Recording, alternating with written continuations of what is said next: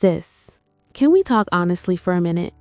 Financial anxiety hits differently. It's one of those stresses that follows you everywhere. You wake up thinking about money, you sleep thinking about money, you check your account balance and your mood changes instantly. You love God, you pray, you're trying to stay positive, but deep down you're worried. Worried about bills, worried about the future, worried about whether things will actually get better. And sometimes people in church just say, trust God, but they don't tell you how to trust God when money is tight and pressure is real.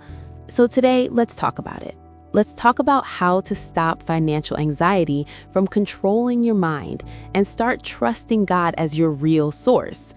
I want this to feel like a conversation, not a lecture, because if we're honest, financial pressure can make even the strongest believer feel shaky. It can make you question yourself. It can make you question your timing. Sometimes it even makes you question God, quietly, in ways you don't tell anyone. You start wondering, God, I'm trying, I'm praying, I'm being responsible. Why does this still feel so hard? And the truth is, financial anxiety doesn't just affect your wallet. It affects your peace. It affects your sleep. It affects your confidence. It affects how you show up in life. When money feels uncertain, everything else can feel uncertain too. You start feeling behind. You start feeling small. You start feeling like life is passing you by. But I want to speak gently to your heart today. You are not the only one who has felt this way. You are not weak because you feel pressure. You are human. Responsibility is real. Bills are real. Expectations are real. But so is God's faithfulness. And learning to trust Him in a financial storm is one of the deepest kinds of faith you will ever build. One thing I want you to understand is this. Even strong believers feel financial pressure. Trusting God doesn't mean you never feel fear. It means fear doesn't lead you. Some of you feel guilty for being anxious about money. You think, if my faith was stronger, I wouldn't worry like this. That's not true. You can love God deeply and still feel overwhelmed by financial responsibility. You can pray and still have moments where your chest feels tight when you think about your bank account. You can believe and still have questions. Faith is not pretending everything is fine. Faith is choosing to believe God is still in control even when things are not fine. Faith is waking up with concerns, but choosing not to let those concerns control your decisions, your mood, or your hope. Faith is saying, God, I don't understand how this will work, but I trust that you see me. So stop shaming yourself for feeling anxious. Instead, start bringing that anxiety to God honestly. Tell Him the truth. God, I'm worried. I don't know how this will work out. I feel pressure, but I'm choosing to trust you anyway. God is not intimidated by your honesty. He already knows what you're feeling. He's not asking you to hide your anxiety. He's inviting you to release it. Here's a mindset shift that will change everything if you truly let it sink into your heart. Money is not your source. God is your source. Jobs are tools, people are channels, opportunities are methods, but God is the source. And sometimes when money becomes unstable, it reveals where our security was sitting. If your peace disappears every time money drops, it means your security may have been in money more than in God. That's not condemnation, that's awareness. Because once you realize where your trust has been sitting, you can begin to shift it back to where it belongs. When you truly see God as your source, you understand that He can provide in ways you didn't plan, through people you didn't expect, at times you didn't predict. Your salary is not your provider. God is. Your business is not your provider. God is. The economy is not your provider. God is. And when God is your source, you may have tight seasons, but you will never be abandoned. You might experience moments where you don't know how everything will come together, but there is a difference between not knowing how and knowing who. When you know who holds your life, uncertainty loses some of its power over you. It doesn't mean you stop caring about responsibility. It means responsibility stops crushing your spirit. Most financial anxiety isn't even about today. It's about tomorrow. It's about next month. It's about the future. What if I can't pay this? What if nothing changes? What if things get worse? What if I fail? You're trying to solve next month with today's strength. That's why you're overwhelmed. That's why your mind feels heavy. That's why rest feels hard. God gives daily grace, daily provision, daily strength, not a lifetime supply all at once. If He showed you the entire plan at once, you wouldn't need faith. And sometimes God allows seasons where you can't rely on savings or certainty, so you learn to rely on Him, not to stress you, but to build you, not to break you, but to deepen your trust. Think about your life honestly. There were times you didn't know how things would work out, times you thought you wouldn't make it through, times you felt stuck, and yet somehow provision came, help came, an opportunity came, strength came. Maybe not always early, maybe not always in the way you expected, but it came. The same God who sustained you then is still with you now. He has not changed. His faithfulness is not seasonal. His provision is not limited to your current situation. Sometimes we forget God's track record because anxiety is loud, fear is loud, social pressure is loud. But if you quiet your mind for a moment and remember your story, you will see that God has been carrying you longer than you realize. Now let's balance this conversation, because trusting God doesn't mean doing nothing. Trusting God is not passive. It's sitting down and saying, well, God will handle everything, while ignoring wisdom, discipline, and responsibility. No, you do your part. You budget, you plan, you apply, you learn, you grow, you build skills, you stay diligent, you stay open to opportunities, you stay faithful with what you have. But you don't panic, you don't obsess, and you don't let anxiety consume your mind. There is a difference between being responsible and being fearful. Responsibility is calm, fear is frantic. Responsibility plans, fear panics. Responsibility moves with wisdom, fear moves with pressure. Here's the balance. Work like it depends on you, pray like it depends on God, and rest like you know He's faithful. You can be proactive without being anxious. You can be diligent without being stressed every second. You can be in a tight season without being in a hopeless season.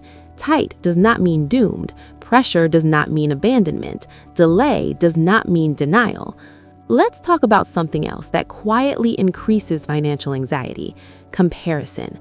Social media will make you feel behind if you're not careful. You'll see people traveling, buying things, upgrading their lives, announcing wins, and you'll start questioning yourself. Why is everyone moving forward except me? Why is my life so slow? Why am I struggling like this? Comparison will drain your peace faster than lack sometimes, because it's not just about what you don't have, it's about seeing what others have and feeling like you're falling short.